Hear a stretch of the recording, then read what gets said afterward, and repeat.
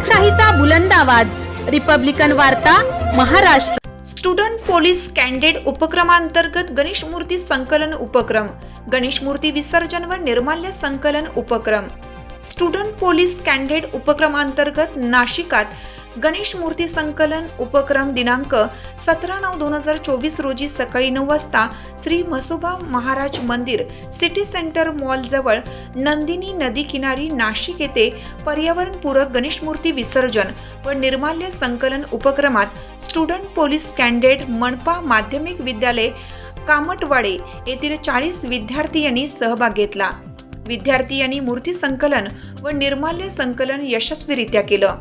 सदर कार्यक्रम यशस्वी होण्यासाठी श्री चंद्रकांत खांडवी पोलीस उपआयुक्त मुख्यालय व वाहतूक नाशिक शहर यांच्या मार्गदर्शन लाभले।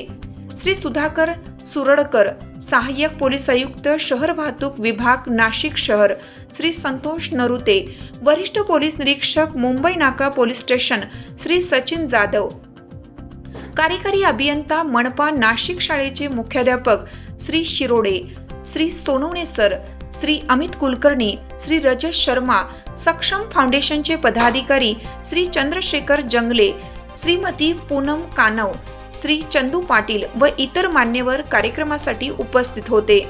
रिपब्लिकन वार्ता महाराष्ट्र ब्युरो रिपोर्ट नाशिक।